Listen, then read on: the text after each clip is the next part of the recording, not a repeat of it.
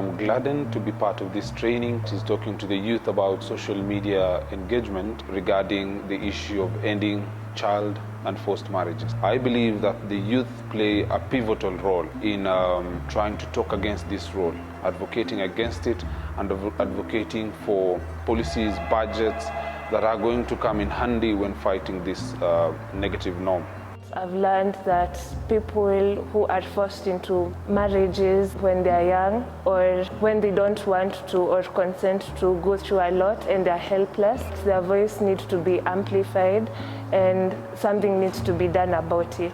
I've been into places where this thing is really happening, and I remember seeing a 15, 14, 12-year-old girl having to be forced to be married to an older person just because of poverty or whatever reason. As a young person and a person of faith, I believe that young people can come together in numbers. I believe can bring a third eye into looking at this issue, because it's an issue that is being propagated, promoted by selfishness, decadence, very unethical ways of thinking. A marriage can be forced. It doesn't necessarily have to be childed. It could be forced. But are there legislative policies that address this? If they're not, our role is to go into our social media platform to promote policies that are going to assist, policies that are going to be attractive to the necessary authorities. If they are not in existence, to upscale it to the legislative, to come up with legislation that bind people against this negative norm.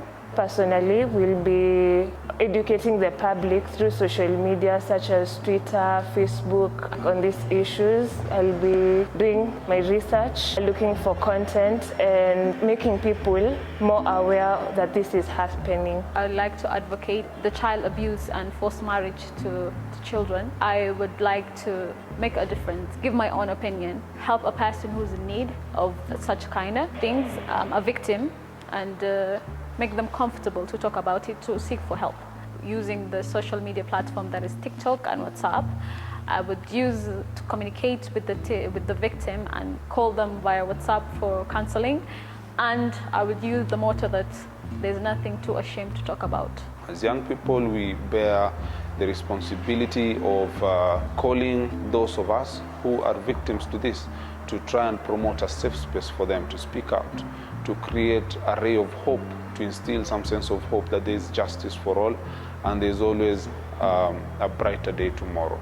Like for me, I'm very vocal in social media. I have people that are very vocal in social media, and I know by using our social media platform, either it could be TikTok, it could be Facebook, it could be Instagram, just as you go through other people's pictures, I think it's important for us to just take time and talk about this thing, because if you pass that information that we end forced marriages, I know someone's life, a girl who has no hope, ametoka kijijini, they're poor, and all those things can change her life. You know, use what you can, people, use what we can, young people, so that we can be able to make sure that we save a girl's life. Create awareness, give back to the community to make a difference for tomorrow. Hashtag end modern slavery, hashtag faith for freedom. Let's start going, let's start retweeting, let's keep the conversation moving. Hashtag end modern slavery. Hashtag faith for freedom. Hashtag end modern slavery. Hashtag faith for freedom.